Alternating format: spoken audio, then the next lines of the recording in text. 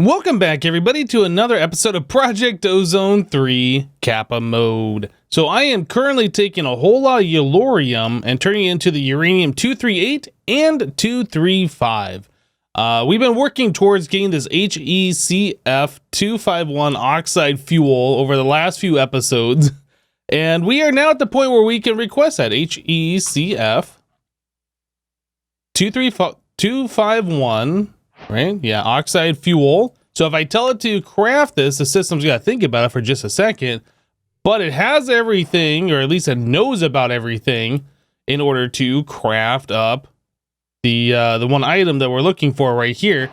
As you can see, though, the crafting plan requires a lot of bytes, and it says we have no crafting CPUs available. It requires more storage space than what we have available on our 64K processors for applied energistics.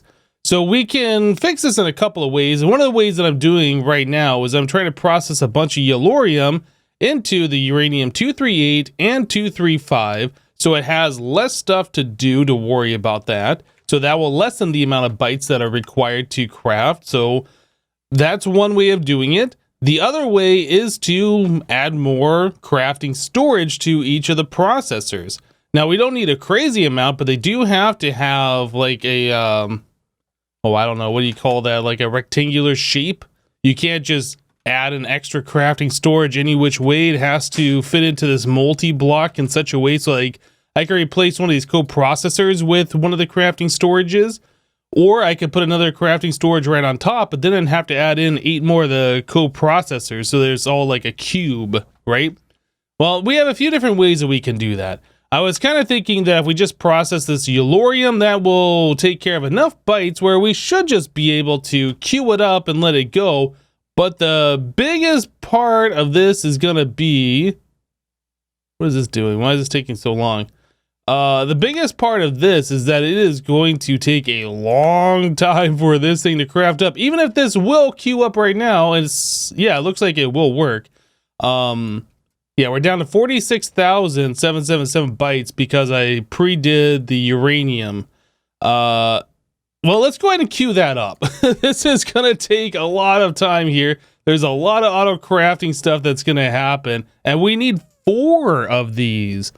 Now, this is saying it's only going to take 16 minutes. We know for sure it's not going to take 16 minutes because a lot of these items that it is crafting, like these fuels, all have to be put into the reactor over here, and the reactor has to process those, has to deplete those. We have to reprocess those fuels and then extract out the extra ingredients from those to make the new fuels.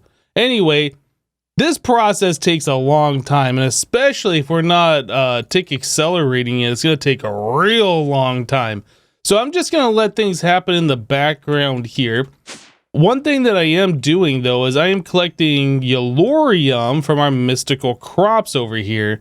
Now that this is done, I'm going to put the tick acceleration back. So let me grab this. And we will put that back over here. Like so. And turn that back on. So yeah, we are making a whole lot of yellorium down there. Yellorium. And that's going directly into our applied energistics system. I made a magnet card for our wireless crafting terminal, and I put it right into here. You have to shift right click on the card to activate it, I think, or maybe you can click this button right here to activate it. Either way, once you put the card in, you can click this button, and then you can have a whitelist or blacklist, and you can ignore NBT meta or use the OR dictionary. And I have set it just to whitelist, no checks on any of these things, and I just put in the filter specifically for the yellorium. I kind of wish this thing, when you hovered over it, had a tooltip to tell you what it is. I mean, I guess if you're putting it in there, you know what it is, but it'd be nice if it actually said. Actually, I guess nothing here has a tooltip, does it? That's kind of weird. Anyway, this does, but nothing else does. Anyway, so this is collecting the yellorite dust or yellorium essence, whatever it is, and putting it directly into the applied energistics system. We need, I think, 10,000 of these per craft. So I'm going to go ahead and tell the system here to craft up another HECf, just so we can see what the cost requirement is. I can't remember exactly how much. Okay, so it needs 11,000. Let's see, what is that? That's gonna be 15,000. We call it 15,500 uranium-235 for one of these crafts. Okay, so if we come in here and do uranium-235, and I want to craft up, do I need 15? No, I need 11. We'll call it 12. Okay, so in order to do that, I need approximately 1,200 yellorium ingots. And we have that ready to go. I already crafted up 10,000 yellorium, and then we have the essence to craft more of that. So I'm going to go ahead and tell the system to do that again, which is going to require more tech acceleration back over here. But I am still trying to collect more yellorium so we can do this 2 more times because we need a total of 4 of these HECFs to make this Philosopher's Stone, right? Yeah, so that's what I'm going to be working on here for the next little while, trying to get all of this stuff going. Okay, guys, so it's been, oh, I don't know, like an hour and a half or so since I last clip. We have 4 of these HECF, whatever they are. I can't remember the name anymore. It's been a while. HECf-251 Oxide Fuel. We have 4 of these all queued up. Whew. So we have all the materials ready to go. We are just kind of getting bottlenecked by our fission reactor here. So I was thinking it might be an idea for us to make more. If we add a second one, we can double the speed in which this is going. And then after I started building this, I was like, wait, can we just reuse like some of these parts as the multi-block? So I started just building like a ring around this one up here to see if we can reuse the top of the top of this fission reactor as the bottom of the next one. So that's what I want to see. I'm also kind of rearranging some of these things. So we're using the ME interface here to push items in from the bottom, and then I'm extracting the items out through this conduit into the side of our interface. That way we're only using 1 channel per reactor. Yeah, anyway, I want to see if that's going to save some channels and help us out a little bit here. So I guess the next thing that I need to do is to see if we take this guy, if we take this fission controller and then we completely fill this thing in properly, if this multi-block does form, that says casing is incomplete. So can we just put casing on this, I wonder? Let me grab some more of this. I don't know. Can you just put casing on here? Will it form the multi-block and just not have anything inside? It probably won't like the fact that there's a torch in there. We'll put the torch up here so we can still see though. Yeah, that's something that I'm quite curious about. I have played other mods before that are multi-blocks that you can kind of use the top and bottom of other multi-blocks to save resources and stuff. And if we can do that here, that'd be quite nice. Okay, so there is the keys. Invalid structure, no fuel cells. Okay, well, can we do at Nuclearcraft, and we want, I guess we just type in fuel cell. What is it called? Reactor? I don't know what the name of these things are. It is a reactor cell. Okay, well, we want 4 of those if we are making another one of these anyway. So let's just make 4 of those up real quick. What's it doing? Okay, it was making some like tough alloy or something. So reactor cell, if we throw these in here, I believe they would go under these blocks. That's not the right thing, this thing. So that one. We'll put the torch right here so we can actually see again. And then we'll place these guys back. I just want to see this the structure be valid. Invalid structure, no fuel cells. Okay. Well, I tell you what, I'm going to stop playing around with this. I'm going to actually get all the stuff that we're supposed to put on the inside of this, get it all set up, see if that works. Then I'll figure out how we're going to run the wiring to make this all work correctly. But anyway, let me go ahead and do that, and we'll be right back, guys. Well, no matter how much I tried, I couldn't get the second reactor stacked on top to work Yeah, it just kept saying invalid structure. So I ended up moving it over here, and we have a duplicate ready to go. And this one is now doing MOX239. I pretty much copied all of the patterns from the first one and then put those all into here. And then the system automatically said, okay, we're doing MOX now. Well, I mean, this is going okay, I suppose. So I decided that we should double it again. And now we have a total of 4 of these reactors. But I haven't quite set up this second one, or I guess the second set of them yet. Everything's ready to go. We have the ME interface, and this is set up, but we need patterns. So I wanted to show you guys how I'm doing that, so you guys know, since I don't want to do everything off camera. I feel like I've done so much off camera today. Anyway, so we come over here to our pattern terminal, and then I'm going to take this very first one, stick it right here. You can see the patterns change, and I'm going to put this back. I'm going to just say, make that pattern, right? So now we have 3 exactly the same blank pattern. We need to get a bunch more of these. I am making so many and we're out of sand. What sand? I guess I've never told the system how to uncompress sand. That's fine. We should be good. Oh, I can't put it in here. We should be good to go now.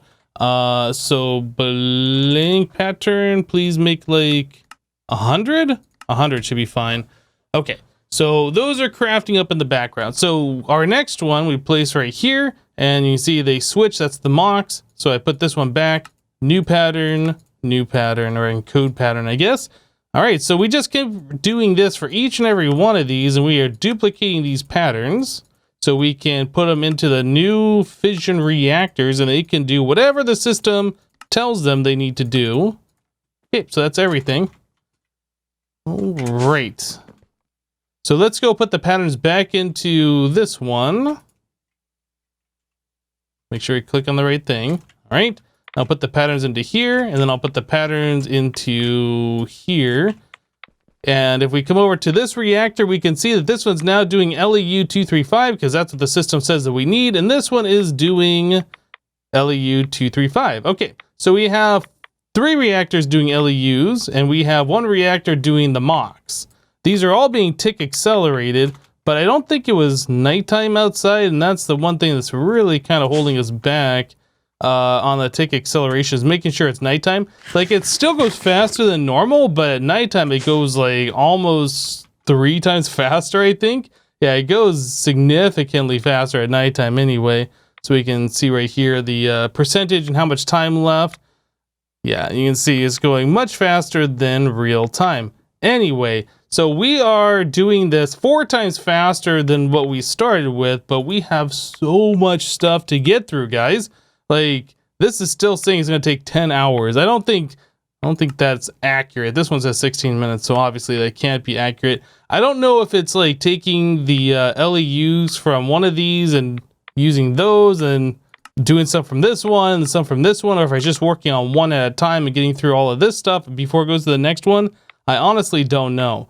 But this is all queued up and things are going to happen over time. So I could just, I guess, AFK for the next forever and let this all finish. Or we can work on something else while this is going. And I think we probably should work on something else while this is going.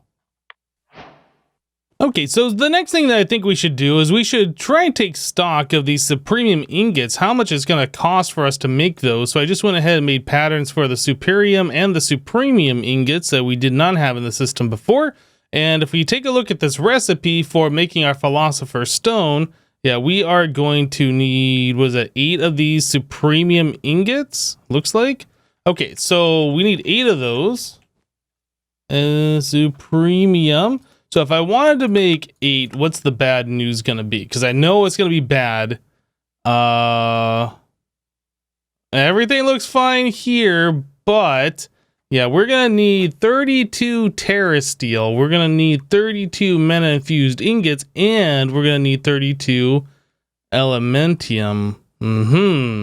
So mana-infused ingot. Let's go ahead and bookmark that. Terrasteel. Bookmark this one, and elementium. Or elementum? Elementium. Okay. So this is made, well, we can do the seeds, which probably would make sense that we make enough so we can do the seeds and we never have to worry about making this stuff manually again. I'm sure there's a recipe for these seeds anyway. So we are going to need to make ourselves 36 elementium. Yeah.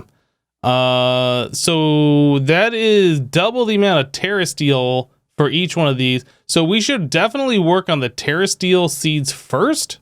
So terrasteel is made with the 8 blocks of terrasteel. Oh my goodness. Okay, so we looked at this before. 8 blocks of terrasteel. That is a stupid amount of botana mania that we need. So each one of these ingots, if we're doing this through the Botania way, we are going to need half a mana pool per ingot. Okay, so that is a lot of mana that we are going to need to come up with. Is there another way for us to do this? Terrasteel, like, is there a block or something that we can do a different recipe in this mod pack perhaps? It's not really looking good that there is another way for us to do this, and you can't get these from like loot chests, or you can't get these from dungeons. It's not showing that we can loot those anywhere. Can we make the molten terrasteel somehow by melting terrasteel? Looks like okay. Yeah, just want to go through real quick and make sure we're not missing anything. All right, so it looks like we literally have to make a stupid amount of Botania mania in order for us to do this. So Botania, we want generating flowers. So we have a few options here. Now there's like the really weak ones that we started with, the endoflames, and then you get progressively better over here. So these use like TNT explosions to make mana. These make mana out of cakes. You can feed these Gormoralis food items and they'll eat those to produce mana. The Narslimus is a pretty cool way of generating mana. However, this particular flower will eat slimes, but only slimes that are naturally spawned from a slime chunk. It knows the difference. You can't just spawn them in and let this thing try and eat any old slime. It has to be naturally generated Minecraft slime chunk slimes. So as far as the rest of these go, I'm not sure like what all of these do. There is the Lexica Botania. This thing right here. So in here, you can go through and take a look at all the different generating flowers and see what they do. So the Dandifly, whatever this is. Oh, actually, hold up 1 second. Is there not one that will take, yeah, the Rosa Arcana. This one takes experience points and turns into mana. I wonder, hold on a second. Let's just go downstairs. Turn off our magnet. Go all the way down here. Fly, please. So we have 1,000, almost 1,200 levels in here, which is pretty crazy, actually. That is a lot of levels. So we could turn that into mana by using that Rosa Arcana, but I don't know, like, if that is going to be fast enough and if we have enough levels for as much of the stuff that we need. So that requires a Runa Mana, a Lime, 2 purple, and 2 pink. Well, I think we can do that. We might even have a Runa Mana already. No, we do not have a Runa Mana. Runa Mana. I'm also thinking that we could tick accelerate this flower and make it go faster. I don't know for sure though. So that's Crystal Rune Stone of Darkness, Crystal Rune Stone of Light. Oh my goodness, Mana Steel Ingots. Do we want to invest into this flower that might be okay? I'm not quite sure yet. So it's either that, or I know for sure like the cake ones are pretty good. I don't think I've ever used the Munch Dews before. Those will eat leaves off a tree and then produce mana per leaf that it eats, I think. What is this one? The Rafflesia? Similar to the cake flower with sort of man-made flowers in the Petal Apothecary, as in it'll find any nearby place on the floor and destroy them, creating mana. Man-made flowers in the petal apothecary. The same type of flower should not be destroyed multiple times in a row. Okay, so this is going to require us to make a bunch of flowers in the petal apothecary and then throw them on the ground, and they have to be different ones. Yeah, I'm not so sure that's something that I want to do either. Okay, well, I tell you what, I'm just going to go through and check out all these different flower options that we have available and see which one I feel like is going to be the best for us to use so we can generate some mana here, and we'll be back. So right after I ended that clip, I was like, you know what? We have a way to convert other things into mana. So this might be better than using any of those functional flowers, since we already made this Magicka converter from modular machines. This thing right here. Now this is supposed to be able to generate mana input, mana output. So I don't think I've ever used this before, and I don't know what the best way to get the mana out of that is. I don't think you could put a spark on there. Maybe a mana pump into a mana pool with a spark on it or something. We could try that. I'm not sure if a mana pump would work. Yeah, so that's definitely what I'd like to try here. So mana output hatch. Do we have any spreaders? No. We need a mana spreader. Can we do the Elven mana spreader? That requires Dreamwood, which is just living wood put through the portal, which is simple enough, but we don't have any of that stuff. So we're going to do the regular old mana spreader, which means we need some more living wood, which means we need to place that around our thingy over there so we can make more living wood. Okay, so we will place this right around our pure daisy. Okay, for some reason I always want to call it like a pure white daisy. I think it used to be called that. Maybe I'm mistaken, but anyway, so that's going to take about a minute for that to convert. Once that converts, we should be able to make this mana spreader, and we should be able to test if we can extract mana from that mana output hatch. Alright guys, so we do have our mana spreader on the mana output hatch, and we are outputting mana directly into a mana pool.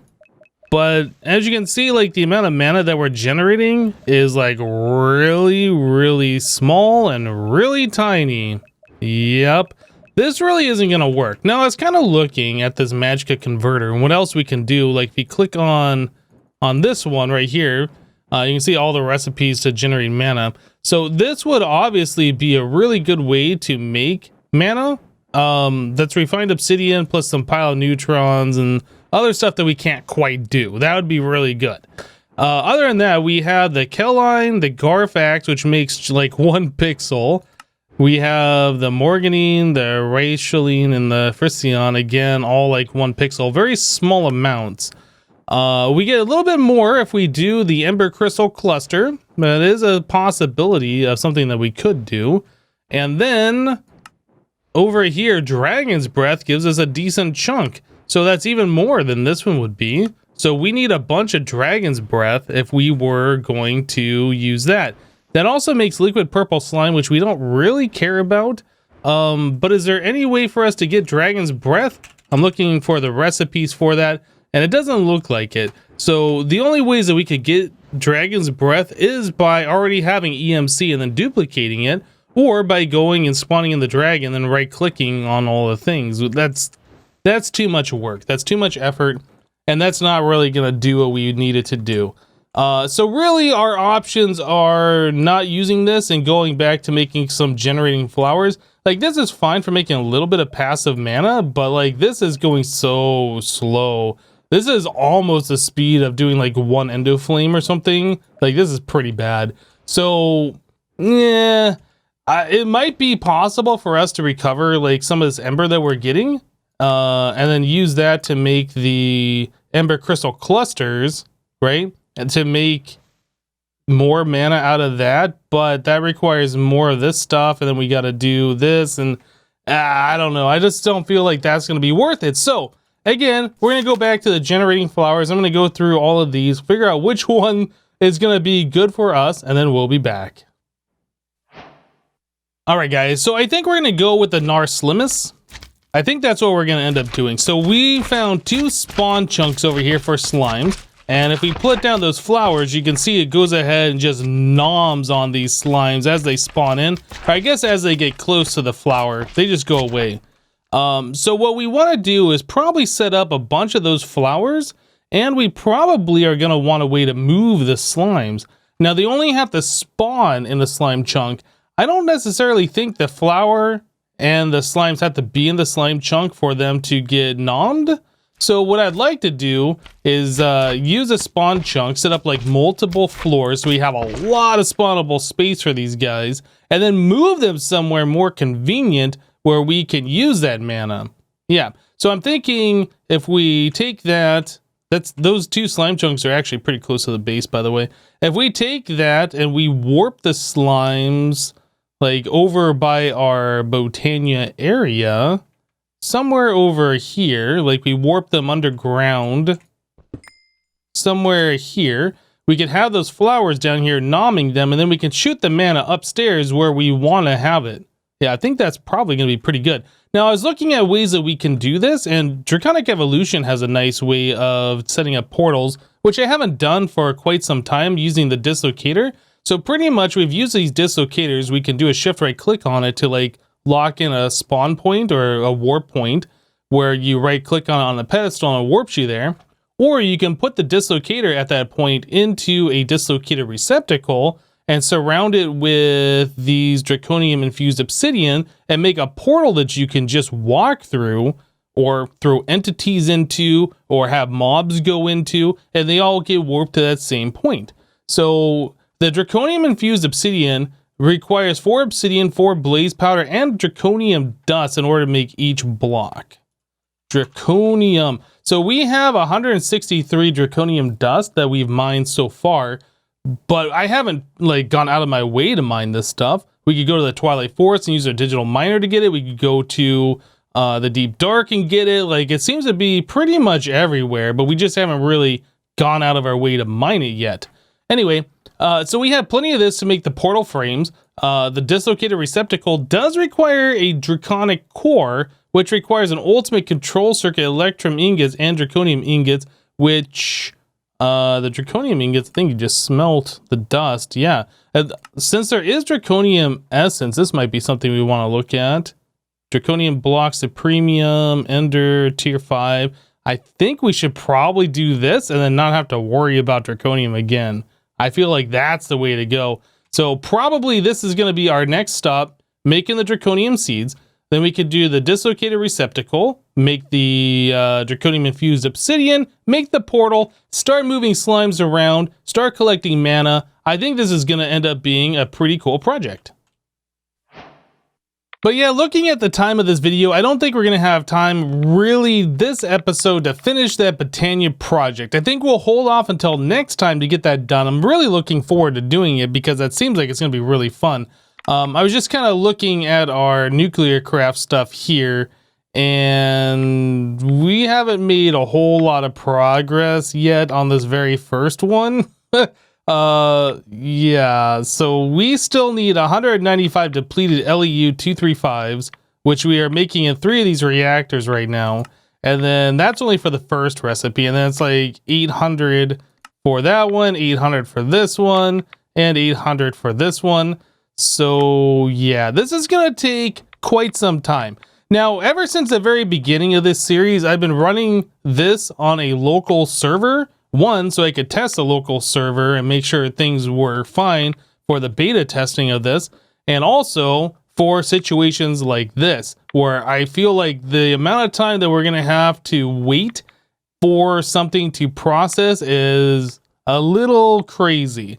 Now, it is true that I could add in more of these reactors and half the time, like if I add 4 more, we get half the amount of time it's going to take to complete this. And if I double it again and make a total of 16 reactors, like we could half it again. But at some point, you just got to be like, okay, enough's enough. So I think what I'm just going to do is I'm just going to log off of the local server, let that run in the background. Everything's chunk loaded, and just let this stuff process as much as possible before next episode. Will it be done before next episode? I don't know. Some of these look like it was going to take hours, even with the tick acceleration, for this to work. Now, I don't even know if the tick acceleration works when I'm offline, so we'll see how this goes. I might end up having to add in another 4 of these. I don't know. But anyway, guys, we're going to go ahead and wrap it up here for today. Thank you guys for watching.